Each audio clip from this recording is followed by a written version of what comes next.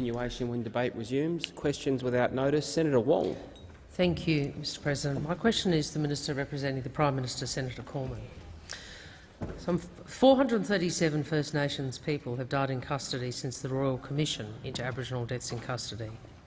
Will the government commit more resources to eliminating the overrepresentation of First Nations people in custody and eliminating deaths in custody? Minister representing the Prime Minister, Senator Cormann. Thank you very much, Mr President. I thank Senator Wong for that important question. We are committed to improving the lives of Indigenous Australians so that this generation, the next generation and generations henceforth can have the same expectations and opportunities as any other Australian. And we are committed to taking effective action to close the gap. And indeed, the Minister for Indigenous Australians, Ken Wyatt, the member for Haslak, is working very hard to help progress those issues. But these are not straightforward issues. Governments of both political persuasions, at a state and at a federal level, have made genuine efforts since the first Royal Commission report and recommendations were released some decades ago. But as my friend and colleague in Western Australia, the State Labor, Indigenous Affairs Minister and Treasurer, Ben Wyatt, said on Sunday, as I was at an event with him in Perth, I mean, this has been a difficult issue for a very long time, and if there were easy and straightforward resolutions, they would have long been applied, because there has been a lot of goodwill and a lot of effort put in place, as I say, in an entirely non-partisan fashion by governments of both political persuasions, both at the state and federal level. And yes, I mean, we are committed to continue to explore ways that we can do better. We must do better. We absolutely must do better when it comes to this important issue. Going forward, I mean, you'd be aware of the announcement by the Prime Minister in relation to the reform of national governance arrangements, and where the National Cabinet is replacing the Council of Australian Governments from here on in, and also the establishment of a National Federation Reform Council, which will meet together. Order, Senator Cormann. Senator Wong, a supplementary question. Thank you. Why has the government failed to commit to including child removal targets in the Closing the Gap refresh? Senator Cormann. Thank you very much, Mr President. The government is doing what we can to help progress, to help make progress in relation to closing the gap across a whole wide range of indicators. And as I was about to say, once a year, the National Cabinet, the Council on Federal Financial Relations and the Australian Local Government Association will meet as the National Federation Reform Council with a focus on priority national federation issues, including and in particular closing the gap and also women's safety. Task forces will be established to continue work on these priority issues. But there are no straightforward solutions here. If there were straightforward, easy solutions, they would have been implemented by now. We've got to continue to work hard to find better ways to make genuine progress in relation to what is a very important and legitimate issue. Senator Wong, final supplementary question. Does Mr Morrison accept this is a problem that requires leadership from him rather than divisive comments from senior ministers? Will Mr Morrison work on a bipartisan basis to set strong and properly resourced justice targets to eliminate the overrepresentation of First Nations people in custody and eliminate deaths in custody? Senator Cormann. Thank you very much, Mr President. Any death in custody is a tragedy, and of course we should work towards eliminating deaths in custody. And the Prime Minister and my good friend and valued colleague, the Minister for Indigenous Australians, Ken Wyatt, have demonstrated a willingness to work in a bipartisan fashion to address those very important issues. I reject the proposition of divisive comments from senior ministers. I hear through your interjection that is a reference to me and my comments on the weekend. Let me say to Senator Wong that however legitimate the issue, however legitimate the cause, in the context of a pandemic, in the context of the many sacrifices that millions of Australians were asked to make in recent months in order to save lives and save livelihoods, It absolutely was reckless and irresponsible to conduct mass protests of this nature Order. at this point in time. We are here. Our mission as a country and our responsibility as a country is to Order, avoid Senator a Cormann. second Time wave. for the answer Because has if we are expired. Order, Senator Cormann. Time for the answer. Senator Wong, I'm calling the chamber to order. Senator Wong. Order.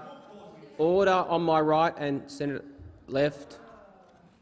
Senator McLaughlin. Thank you, Mr President. My question is to the Minister for Employment, Skills, Small and Family Business, Senator Cash. How is the Morrison government extending support to help Australia's 3.5 million small and family businesses get through the COVID-19 crisis as the economy begins to reopen and recover? The Minister for Employment, Skills, Small and Family Business, Senator Cash. Thank you, Mr President, and I thank Senator McLaughlin for the question. And as we know on this side of the chamber, the government side, small and family business, they are indeed the backbone of the Australian economy. What we also know is the COVID-19 pandemic has had an unprecedented impact on small and family business and the Australian economy. Mr President, the Morrison government is committed to supporting Australia's small businesses as the economy reopens and the coronavirus health restrictions continue to be eased. The instant asset write-off gives small and family businesses the ability to improve their cash flow by bringing forward tax deductions. In 2017-18 alone, around 368,000 small businesses utilised the instant asset write-off to invest in their business.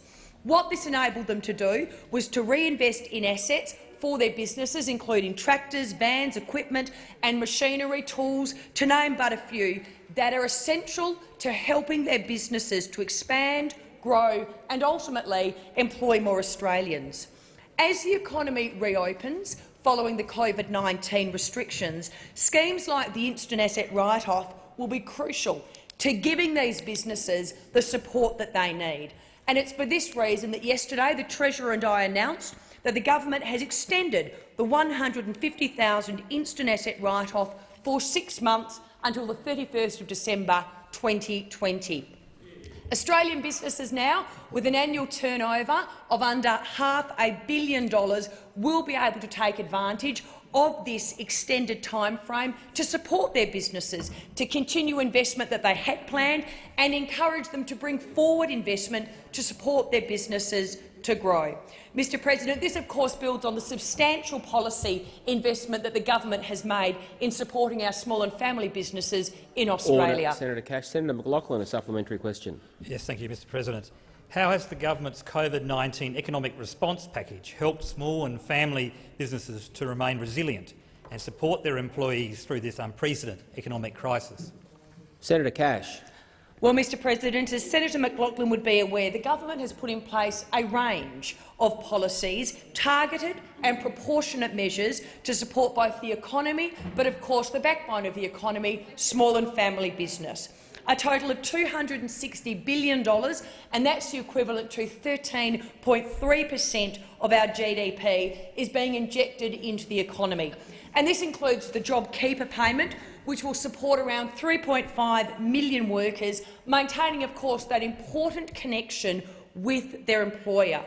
Over 500,000 businesses are now accessing around $10 billion in assistance from the Cash Flow Boost measure.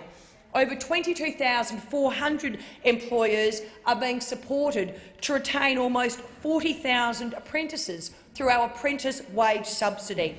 And of course, around 13,500 businesses are receiving around $1.3 billion in loans through the SME guarantee scheme. Senator McLaughlin, a final supplementary question. President, what additional support is the government providing for small businesses in need of assistance as a result of the economic impacts of COVID-19?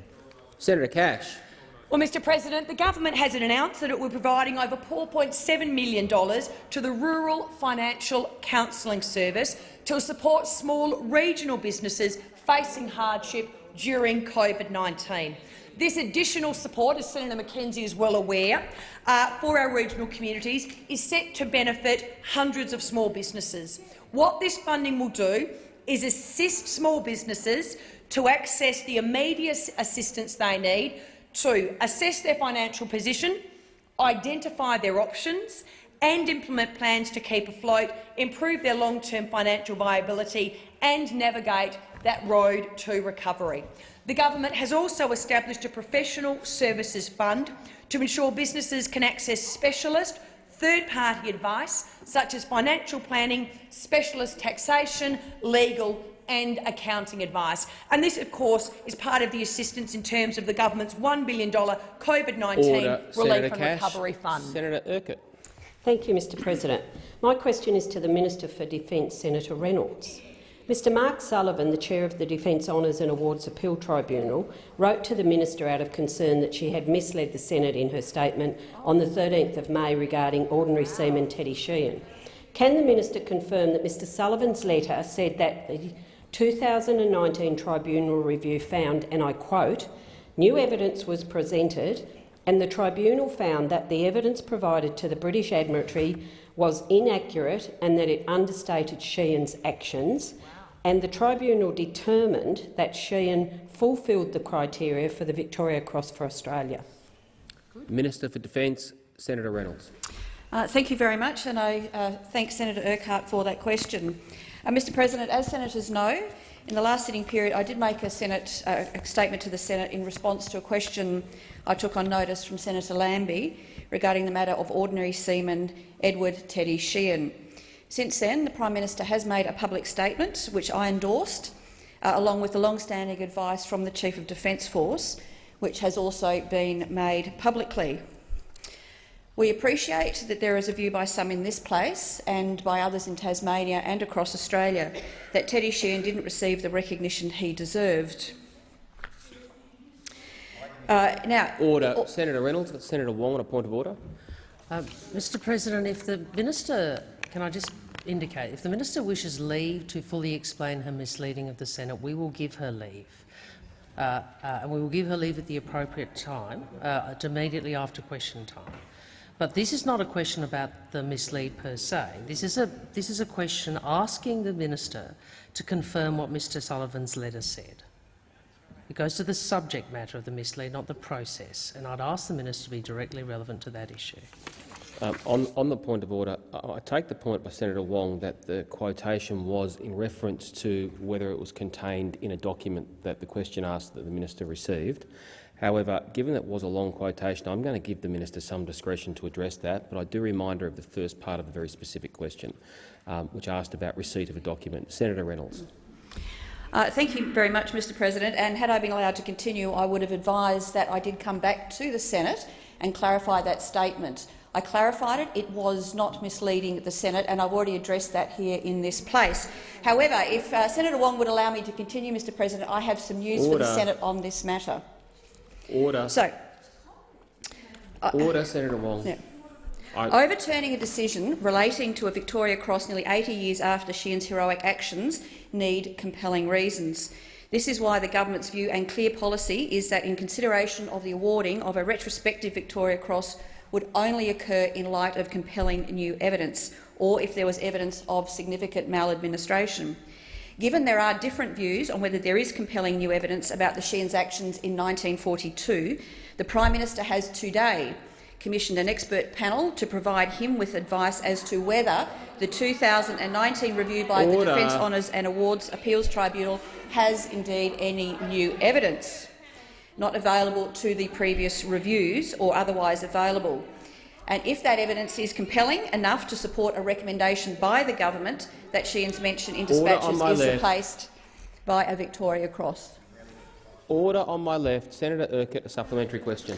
Thank you, Mr President. Can the minister confirm that Mr Sullivan's letter said that after the tribunal's findings were presented to the Minister for Defence Personnel, and I quote, "The minister advised me that he was comfortable with the recommendations and that he would be communicating with senior ministers, including yourself and the Prime Minister"?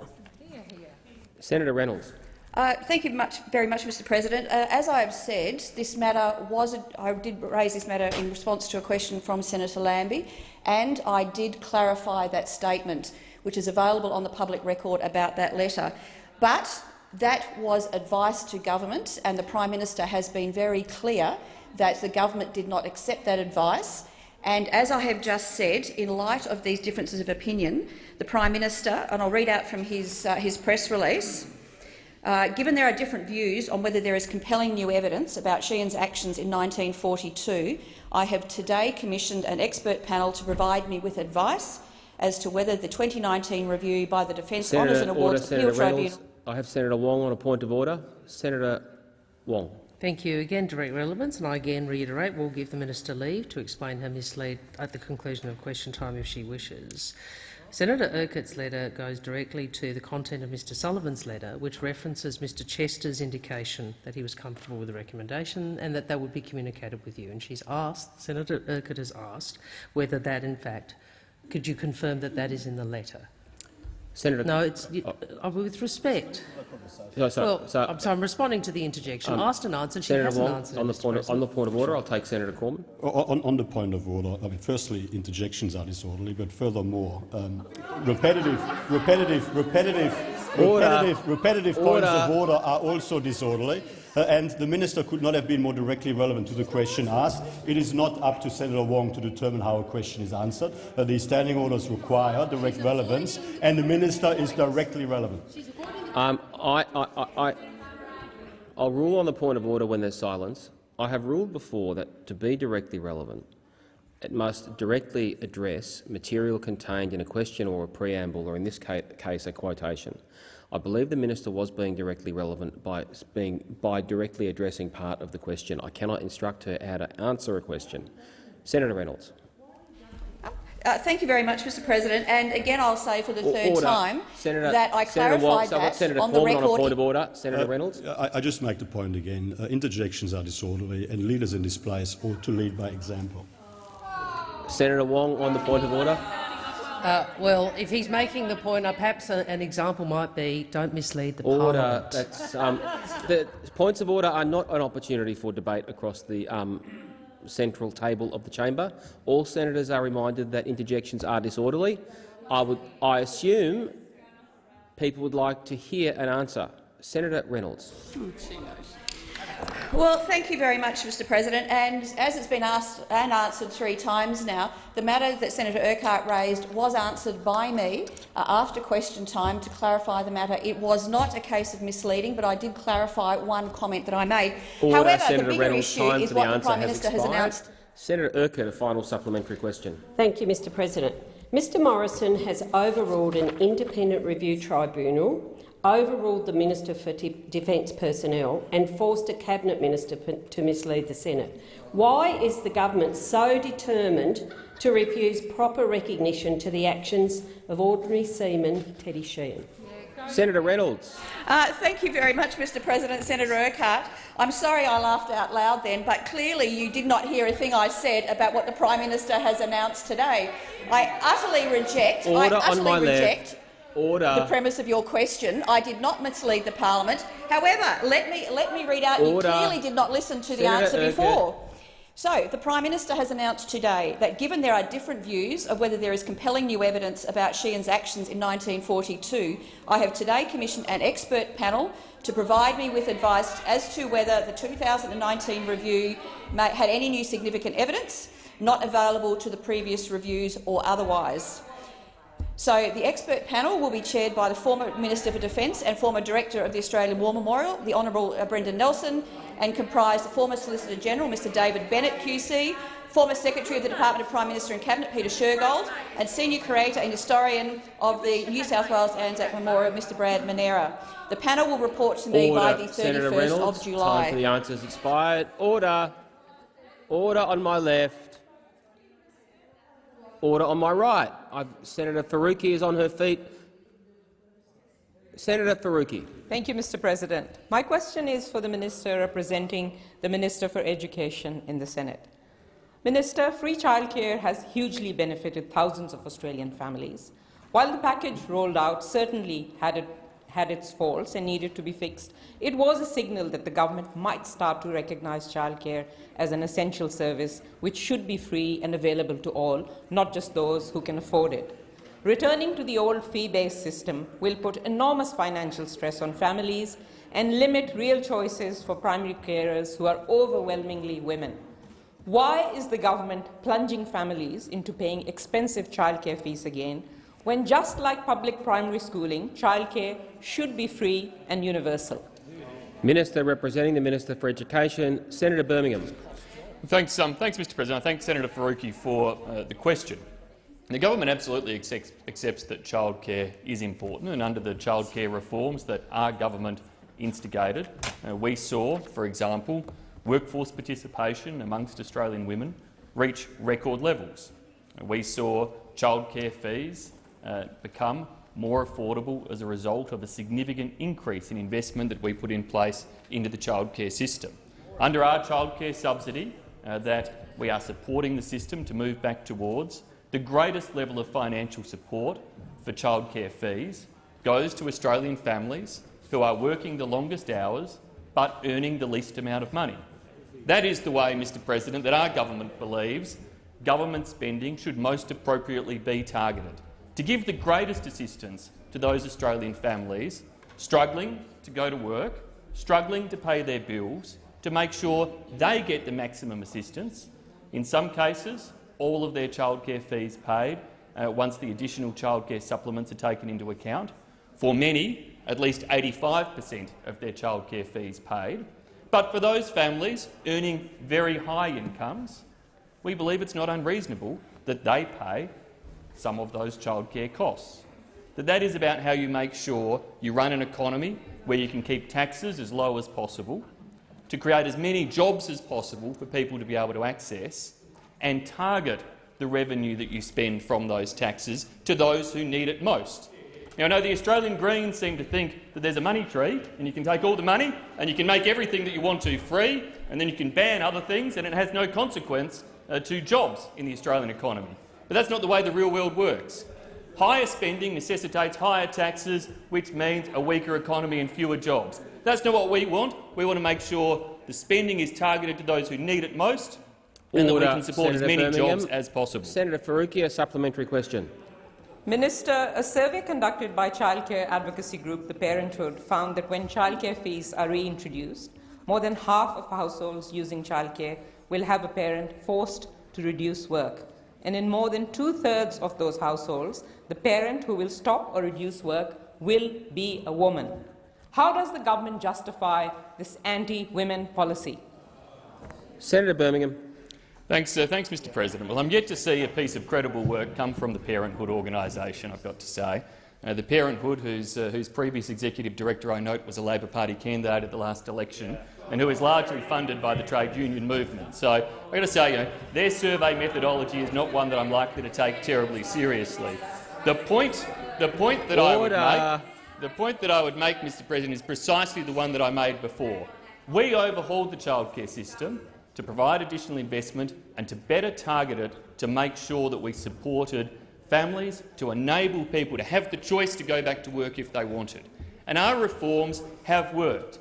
Our reforms ensured that as we went into the COVID-19 pandemic, we had female workforce participation at record levels in Australia, that we had driven up the number of Australian women working to record levels. And our determination is to use those same types of policy settings to get people back to work, not to be reckless in spending, but Senator to be targeted Birmingham. to those who need it. Senator Faruqi, a final supplementary question.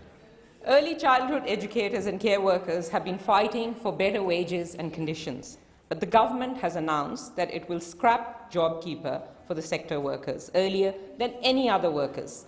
This is an insult to their hard and vital work. Can the government guarantee that no childcare worker will be paid less under the transition package compared to what they are currently earning? Senator Birmingham.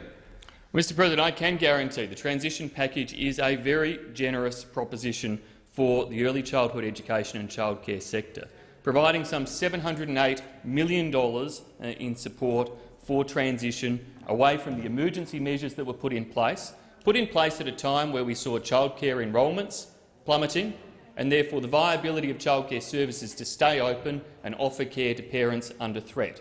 We now see childcare enrolments back up above the 70% mark. We're seeing families come back into the system. I think it's perfectly reasonable that those high-income families who can afford to contribute to the childcare fees ought to do so we get back to assistance being targeted where it's necessary, but we also recognise that to transition from those emergency measures back to normality, extra support is required. That's why that $708 million, calculated at 25% of fee revenue, will be provided to enable childcare services to do so successfully. Order. Senator O'Sullivan. Thank you very much, Mr President. My question is to the Minister for Defence, Senator Reynolds. Can the minister outline how the Morrison government is ensuring Defence's record investment and capability is continuing to support job creation for Australian workers to help us get through the COVID-19 crisis? The Minister for Defence, Senator Reynolds. Thank you very much, Mr President, and thank you very much, Senator O'Sullivan, for the question and also for your dedication to defence industry in our home state and right across this nation. This government's record in defence industry capability is playing an important part in our economy in 4 ways. Firstly, it's delivering the economic lifeline Australians need to get through the virus. Secondly, it's reopening our economy and our society for a clear road ahead. Thirdly, it's building confidence and momentum in our economy. And fourthly, it is contributing to positioning our economy for long-term growth. Defence is the Australian Commonwealth's largest employer. Defence also directly employs and engages over 120,000 Australians. 120,000 Australians. From this position of workforce strength and also stability, Defence is leading in its contribution of job creation and opportunities in this nation. And many tens of thousands more Australians across defence industry are now benefiting from this government's $200 billion investment in new ADF capability. And in naval shipbuilding alone, Mr President, direct jobs will grow by over 2,500 over the next 5 years, growing to 15,000 new Australian jobs nationwide. In just 2 years, this government has already delivered 6 new Australian-built naval vessels, with another 9 under construction, which is creating a pipeline of thousands of jobs which will continue to grow. Our Army modernisation program will create 1,800 direct jobs over the life of the Boxer and Protected Mobile Fires program. The Morrison government is investing in our bases and training ranges Australia-wide, which is supporting local jobs in construction, maintenance, subcontracted work and supply chains. Through local industry capability plans for major construction contracts, around 80% of all subcontracts are now going to local companies right Senator across Reynolds. our nation. Senator O'Sullivan, a supplementary question. Thank you, Mr President. Can the minister outline how Defence is assisting workers impacted by the COVID-19 crisis? Senator Reynolds. Thank you.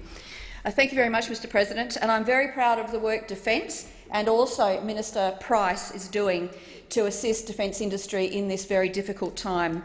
Defence has fast-tracked nearly $7 billion of invoices to Australian defence industry to help mitigate the impacts of COVID-19, particularly on their workforces. This is not only enabling Australian companies to retain their staff, but also to employ other workers who have been impacted by COVID-19. For example, Airbus Australia and Northrop Grumman Australia have taken on more than 100 civil aviation sector engineers and technicians to support maintenance and operations of our ADF aircraft fleets. The Naval Shipbuilding College is working closely with industries affected by COVID-19 to assist their workers reskill for careers in naval shipbuilding. To date, over 2,500 people have signed up to the Naval Shipbuilding College Workforce Register to undertake this training. And during this time, more than 300 new companies have entered the defence. Senator O'Sullivan, a final supplementary question. Thank you, Mr President. Can the minister please outline how Defence is continuing to provide job opportunities for young Australians by adapting its recruitment practices? Senator Reynolds. Thank you again, Mr President. Indeed I can, Senator O'Sullivan. Defence is currently growing and reshaping its workforce to meet new and evolving capability requirements for our nation. And as I can personally attest, the ADF is an excellent career for young Australians who wish to serve, whether it be full or part-time. Defence has been incredibly agile throughout COVID-19, adapting its recruitment practices and procedures to allow for online testing and also selection. And between March to May this year, Defence Force recruiting applications are up by a staggering 35% compared to the same period last year. The Defence Work Experience program and our ADF Gap Year programs both continue to provide young Australians the opportunity to sample a career in defence. And Defence is also attracting an increasingly diverse talent pool through Defence APS graduate program, the Indigenous Training Development program and STEM undergraduate cadetships, Order. all of Senator which are Reynolds. continuing. Senator Gallagher. Mr President, my question is to the Minister representing the Prime Minister, Senator Cormann. Last Friday, Mr Morrison was asked if he could guarantee that JobKeeper would remain until the end of December. He replied, and I quote, "Yes." Only 3 days later, the government announced that childcare workers would soon no longer be eligible for JobKeeper. Did Mr Morrison know this when he gave his guarantee on Friday, or did he decide to break his promise afterwards? Minister representing the Prime Minister, Senator Cormann. Thank you very much, Mr. President. It won't surprise Senator Gallagher to hear me say I reject the premise of the question. The Prime Minister's statement was and remains 100% accurate, and our announcement of a better, fairer, more equitable transition for the childcare sector is not inconsistent with the Prime Minister's statement. Senator Gallagher, a supplementary question. Thank you, Mr President. Now that we are in a recession, can you guarantee that workers in other sectors will not have their access to JobKeeper removed? Senator Cormann. Thank you very much, Mr. President. As the Prime Minister clearly indicated, the JobKeeper program is in place until the end of September. It's a 6-month program which has been legislated for 6 months. Now, the childcare sector, in relation to the childcare sector, which is clearly causing these levels of disorderly interjections, we have come up with a better, fairer, more equitable way of providing transitional support in the context of a massive return of children into childcare, in the context of, in the context of the business model of childcare services, our capacity to provide childcare subsidies, in the context of higher attendance rates, in the context of parents, higher income parents being able to make a contribution to the cost of caring for their children, and indeed with a transitional payment of $708 million across the sector, which comes with an employment guarantee across these childcare services. So, look, and when it comes to the economic circumstances, Australia is in a challenging situation, but it is so much better than just about anywhere else in the world. Senator Gallagher, a final supplementary question. Yes, I do. Thank you, Mr President.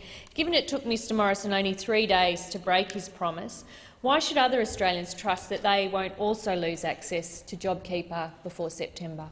Senator Cormann. Thank you very much, Mr. President. The senator would have been well advised to adjust her final supplementary in the context of the primary answer. I completely reject that premise. The Prime Minister's statement was and remains accurate. And the JobKeeper program will remain in place, as the Prime Minister has stated, until the end of September. Beyond that, of course, I've already made very clear we don't have any other proposals in front of us. But there is a review underway, which has been well publicised by Treasury, and as we've indicated on many occasions now, we'll be considering the findings of that review after it has been received by Treasury. Senator McMahon. Thank you, Mr. President. Order on my left. My question is to the Minister representing the Minister for Agriculture, Drought and Emergency Management, Senator Ruston. Happy birthday, by the way, Senator. My question relates to the live cattle export ban to Indonesia in 2011.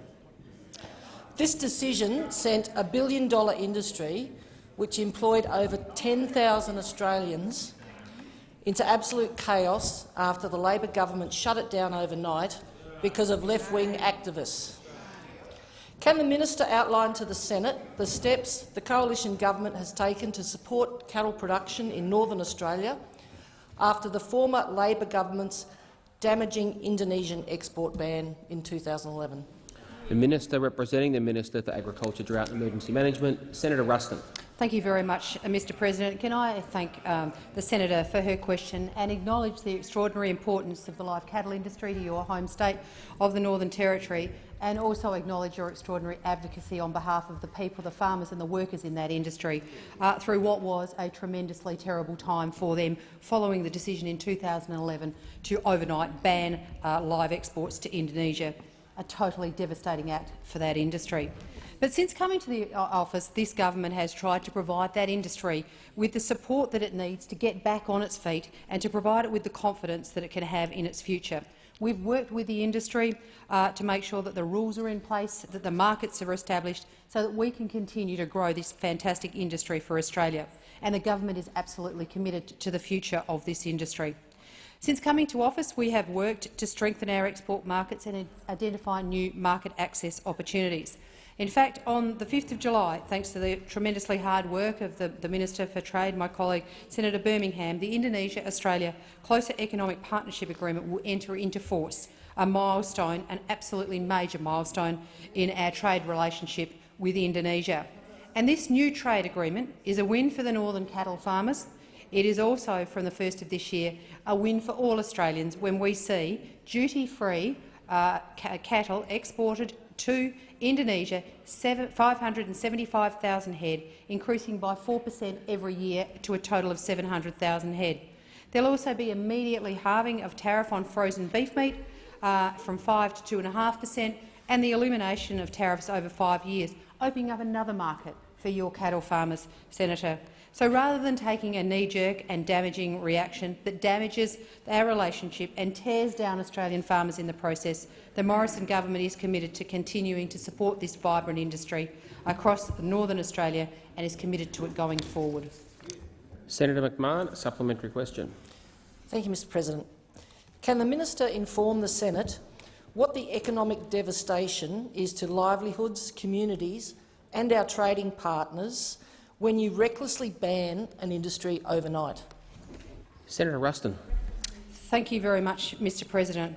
Well, clearly the evidence that we have seen, the Northern Territory Cattlemen's Association has put the damage bill of the 2011 decision at hundreds of millions of dollars, much of it felt in your home state of the Northern Territory. 700,000 head of cattle exported in 2009-10, 266,000 straight after the ban. 1,500 farm businesses affected by this right across northern Australia, and none more so than your home state of the Northern Territory. You can't shut an industry down overnight without impacting on farmers, on families, on businesses, on communities that rely on these industry, and the pain will always be amplified in rural areas. And as the former NTCA Chief Executive Tracy Hayes said of the recent decision, this will forever be a warning to government that political populism and knee-jerk decisions are not acceptable in any context. Senator McMahon, a final supplementary question. Thank you, Mr President. Can the minister outline to the Senate the position of the government on appealing the live export trade class action? This sector desperately wants closure after 9 years of pain following a reckless decision by the former Labor Agriculture Minister. Senator Ruston. Thank you very much, Mr President. Well, the decision was only handed down last week, and we have 28 days, obviously, to consider that decision. And given the importance of this decision, and it is a very considerable issue, and we will be taking our time. The decision that was made was a terrible decision. There is no question about that. And the effect that it had on the live export industry was absolutely enormous and unwarranted. Damage done not just to the industry but to many other people, industries and communities that rely on it. But as the Attorney-General said on the radio this morning, the government has a responsibility to ask questions about some of the legal principles that have been made by this quite unique decision. As the AG noted, one of the questions he is considering is whether or not lowering of the bar in this decision could actually be weaponised by animal activists against decisions which support the live animal export industry. I'm sure everyone on this side of the chamber would agree that this is a critically important decision to answer correctly. The government is proceeding with the live export industry with our farmers front of mind. Senator McAllister. Thank you, Mr President. My question is to the Minister for Women, Senator Payne. On Monday, the government announced it was going to force parents to start paying some of the most expensive childcare fees in the world. When was the minister informed? Did anyone ask the minister's opinion about the impact on women? The Minister for Women, Senator Payne. Thank you very much, Mr President, and thanks Senator McAllister for her question. Obviously don't go into matters of deliberation between members of the Cabinet, but understand that the matters, but Senator can be assured that those matters, as she has raised, are a decision of the government. Senator McAllister, a supplementary question.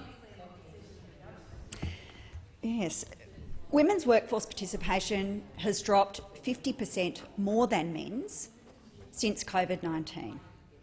Why does the Minister for Women believe that forcing more women out of the workforce through expensive childcare fees will help Australia recover from the first recession in 29 years? Senator Payne. Thank you very much, Mr President. And the senator can try to put words in my mouth, but she actually can't do that. And so you cannot assert that I said or believe something that I did not say. So let's start with that.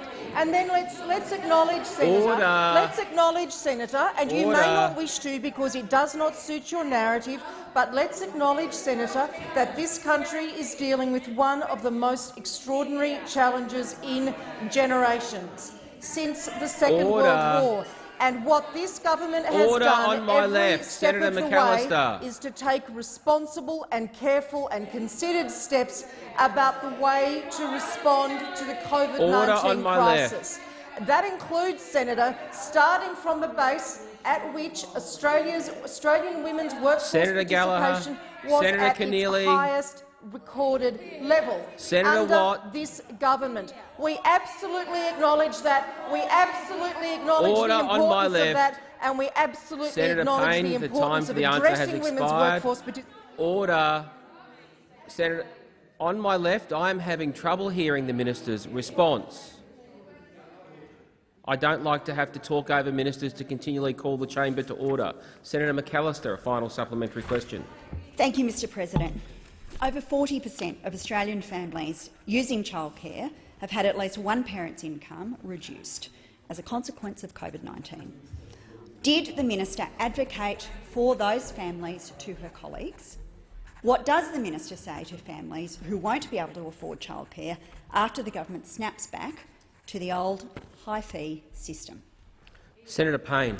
Thank you, Mr President. I always advocate for Australians in my work, no matter what part of my portfolio responsibilities we're talking about. But you know, Senator, and those opposite know, that the response to the COVID-19 pandemic has required extraordinary things of Australia and of Australians. It has required the government to put in place a temporary childcare package because we saw the sector facing unprecedented challenges that led it to the brink of collapse.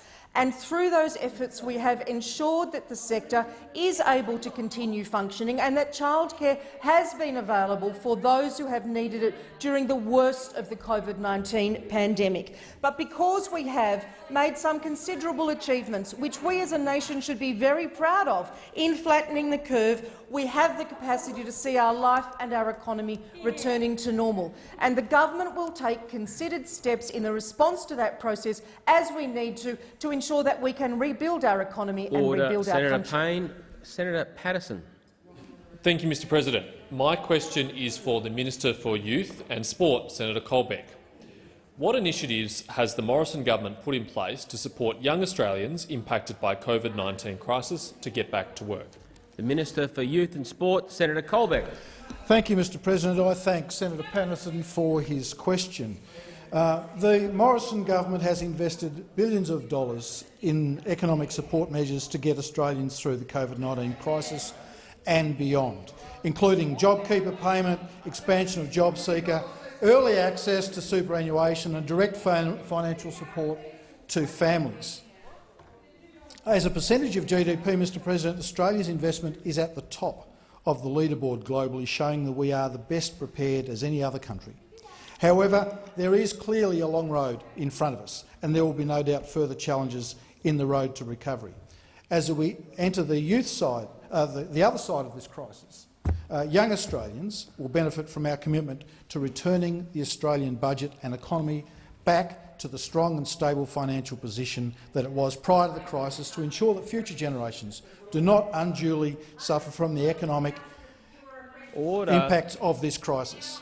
Our focus, Mr President, will be on practical solutions that will benefit Australians to get back into or remain in work, including young Australians, now and into the future, including reskilling and upskilling the workforce, maintaining our $100 billion 10-year infrastructure pipeline, and, Mr President, cutting red tape to reduce the cost burden on business and the economy and tax.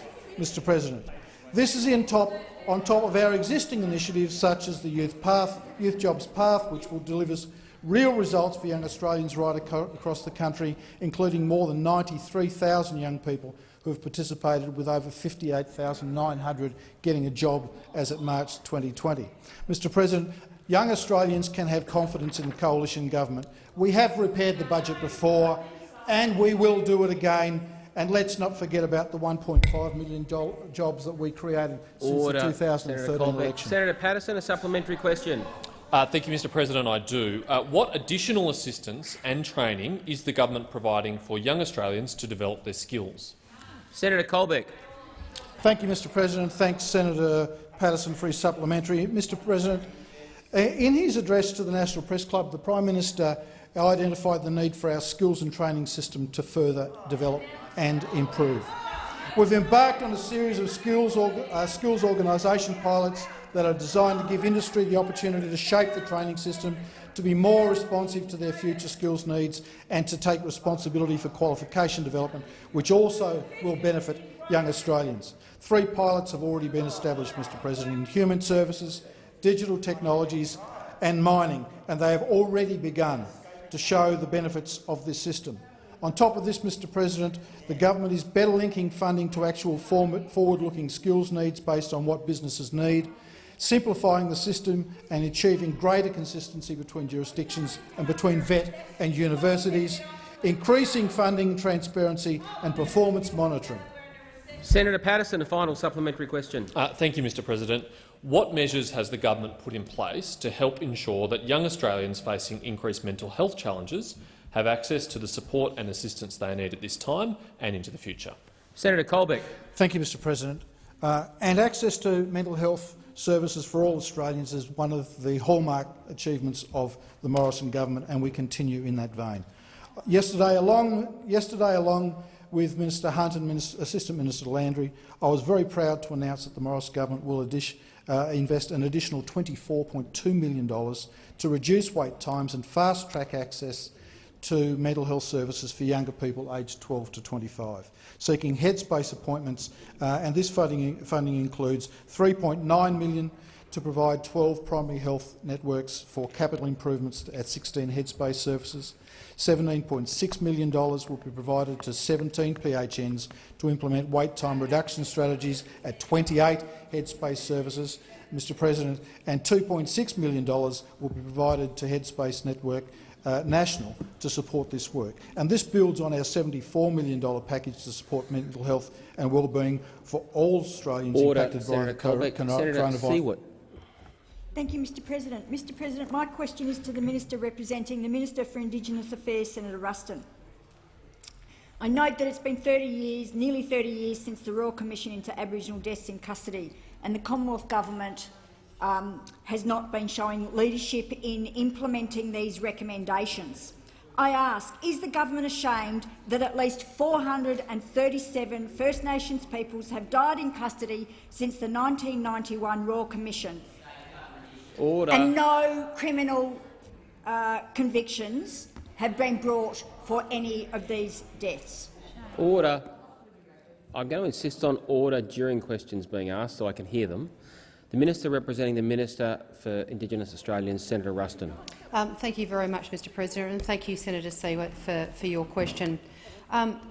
Unquestionably, as a government, we have made it very, very clear that we want to work with the states and territories who have responsibility for the justice system to make sure that we deliver better outcomes for Indigenous Australians, and particularly to deal with the issue of incarceration and improve justice and community safety outcomes. We also want to make sure that we work with the Indigenous Australians, the peaks and Indigenous people to make sure that we are delivering the outcomes that they so desperately want. There is no question that Australian Aboriginal and Torres Strait Islander peoples are overrepresented in our adult and our youth justice systems, both as offenders and as victims. And this is seen upstream, particularly in the child protection system. But we also need to remember that Indigenous Australians are less likely to die in custody than non-Indigenous Australians. As the Royal Commission into Aboriginal Deaths in Custody found, the fundamental issue is that there are too many Indigenous Australians in custody too often. So it must go without saying that the most important thing— Order. Senator Siewert on a point of order. I asked, is the government ashamed of that number of First Nations peoples who have died in custody? Senator Siewert, I asked the minister to address that particular issue. I remind senators that when questions contain lengthy preambles and assertions, and particularly language that can be challenged, a minister is entirely in order and has more discretion in being directly relevant and answering the question. Senator Siewert, that was part of your question following a preamble. Senator Ruston is in order. Senator Ruston. Look, thank you very much. And Senator Siewert, to your point, as I think Senator Cormann mentioned in response to the question that he got earlier in question time from Senator Wong, I'm in discussions with the Treasurer in Western Australia, Ben White, who acknowledges that if this was an easy solution, the solution would already been implemented. Senator, this is a very complex problem, and it is going to require all Australians to support the decisions that are made not just of governments but of communities and of all Australians to make sure that this all too often presentation of Indigenous Australians in the justice system is reduced. Because, as I said, reducing the number of Indigenous Australians in contact with the justice system by addressing the underlying factors— Senator Ruston, time for the answers expired. Senator Siewert, a supplementary question. Thank you. Is the government ashamed that First Nations peoples are the most incarcerated peoples in the world per capita? Senator Ruston. Thank you very much, and thank you, Senator Siewert, for your follow-up question.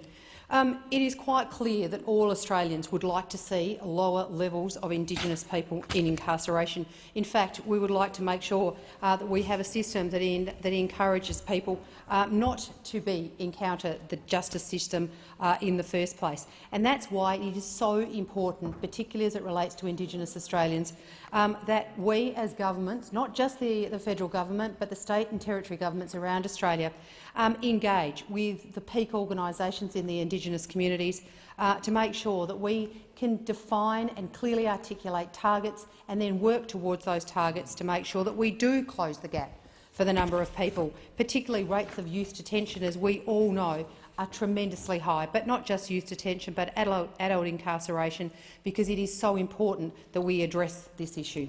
Senator Siewert, a final supplementary question. Yes, please. Why is it that the Guardian Australian is left to track deaths in custody? Why doesn't the government have a centralised mechanism in place for keeping track of deaths in custody nationally? Why aren't you doing it? Senator Ruston. Thank you very much, Mr. President. The one thing that I just draw to the attention of the senator has been the federal government has made a large commitment in terms of addressing many issues around the closing the gap targets. One of the things that the federal government has offered to fund is a custody notification service for each state and territory, so that we can make sure that we are providing, firstly, culturally appropriate services to people who find themselves incarcerated, but also to make sure that the supports that they need and the support agencies that are able to provide those services are notified at an appropriate time to make sure that Indigenous people who are incarcerated are able to get access to those services. And so this custody notification scheme provides an important means by which to reduce the likelihood of Aboriginal and Torres Strait Islanders deaths in custody by making sure that we're providing them with the appropriate services to support them should they find themselves Senator Ruston. in jail. Senator Keneally. Thank you, Mr. President. My question is to the Minister representing the Prime Minister, Senator Cormann. Nadia Sievewright was a young nursing student when Centrelink hit her with debts totalling $25,000. She was told by Centrelink she wanted to contest them, that she would need to pay lawyers to fight it in court, and if she lost, she might go to jail. Doctors suspect that the stress of interacting with Centrelink aggravated her autoimmune condition, causing her to be hospitalized on multiple occasions. Nadia even received calls from Centrelink when she was 8 months pregnant. The government has conceded that the robo-debt scheme developed by Mr. Morrison was unlawful. Does the government now accept that it was also wrong to illegally hound vulnerable Australians like Nadia to the point of desperation? Minister representing the Prime Minister, Senator Cormann. Thank you very much, Mr. President. If people fail to come to an arrangement to settle their debts, the government has a responsibility to taxpayers to recover that money. Order. Order on my left. I'd like to hear the minister's answer. Senator Cormann. So I hear the outrage. I hear the outrage Senator about Pratt. that quote. I hear the outrage. I hear the outrage. That is a quote not from anyone on this side of the chamber. That is Tanya Plibersek on the 29th of June 2011. Tanya Plibersek. If people fail to come to an arrangement to settle their debts, the government has Senator Cormann. Senator Keneally on a point of order. Relevance, Mr. President. I asked about the illegal robo-debt scheme designed by Mr. Morrison. He's quoting something that predates Mr. Morrison's illegal scheme. I draw him back to the point of the question and ask him to direct his answer to that. I'm happy to rule on the point of order. Senator Keneally, the question had a substantial preamble. The minister was 20 seconds in and I could barely hear his answer, although I did hear the quote, the one you're objecting to. I'm listening carefully, but I do believe that is directly relevant to the substance of the question asked. Senator Cormann to continue. Thank you very much, Mr. President. Further, the automation of this process will free up resources and result in more people being referred to the tax garnishee process, retrieving more outstanding debt on behalf of taxpayers. That is Bill Shorten. Bill Shorten. Now, and it is important that the government explores different means of debt recovery to ensure that those who have received more money than they are entitled to repay their debt. Chris Bowen. Now, the government, of course, has acknowledged the government has acknowledged that the income averaging that was used was not an appropriate way to recover those debts, and that is why the government will commence refunding eligible debts from July 2020 and will continue through the 2020-21 financial year. Senator Wong on a point of order. Mr. President, point of order is direct relevance. The minister has been asked whether or not the government now accepts it was wrong. Sorry, Senator Rennick, would you like me to give you leave to speak? Order. Fine. Interjections are always disorderly. Order. I don't think anyone in the Senate has a halo on interjections. Everyone should cease them. Senator Wong. Order. Senator Wong. I don't think. There's interjections coming all around the chamber here. As I said, no one has a halo. I would urge those who are well practiced to cease. It's just always such an interesting experience what he does. Senator Watt. Mr. President, Nadia Seivwright is somebody whose case has been raised with the opposition. We are asking a question about whether it was wrong to illegally hound vulnerable Australians like Nadia to the point of desperation. Now, I understand there's politics at play. The minister has had his fun quoting Labor people about a different scheme, but I would ask him to be directly relevant to that issue. She deserves an answer. Can I say on the point of order, I'm not in a position at this point in this chair to make a particular ruling on whether something or other was part of a particular program. The question asked the minister for particular information. In my view, the information he is responding to that with is directly relevant and does directly address the question. There is an opportunity to debate this particular matter after question time, and senators can avail themselves of that. Senator Cormann. Thank you very much, Mr. President. As Ms. Plibersek and Mr. Bowen says, the government have a responsibility to recover debts where people have been overpaid, and as Mr. Shorten said, the automation of this process will free up resources. But what I also should say is that, of course, the government recognises that recovery of debt has to be done in a way that is lawful, and that is why the government has made the decisions that we've since announced. Senator Keneally, a supplementary question. Cancer-suffering grandfather Raymond Murphy had to sell his home and move into a shed just to afford medical treatment. He said that the debt collectors, and I quote, ripped him to shreds over a $2,300 robo-debt while he was in hospital. Does the minister think this was fair? Senator Cormann. Thank you very much, Mr. President. Well, it is always preferable for people to come to an arrangement to settle their debts. That is absolutely preferable. But in the context of people not engaging with Services Australia, that raises administrative issues, which was recognised when Labor was in government. Now, there were errors made in relation to the automation of the income Senator compliance program, and these will be addressed, and the government has made relevant decisions to address them. Senator Keneally, a final supplementary question. It's disappointing that the minister has neither addressed the situations of Nadia or Raymond. They are real people who have really suffered. So what is Mr. Morrison's response to the human cost of the system he designed and implemented as Social Services Minister in 2015? Senator Cormann. Thank you very much, Mr. President. There is nothing wrong with the government seeking to recover outstanding debts where there have been overpayments. I mean, that is something that has happened under governments of both political persuasions, and indeed the previous Labor government was considering the automation of this process. Now, having said this, well, and indeed Mr. Shorten was advocating in favour of the automation of this process. That is a matter of public record. Now, these arrangements have to be put in place in a way that is consistent with applicable laws, and that is what we will ensure will happen. Senator Cormann. I ask that further questions be placed on the notice paper.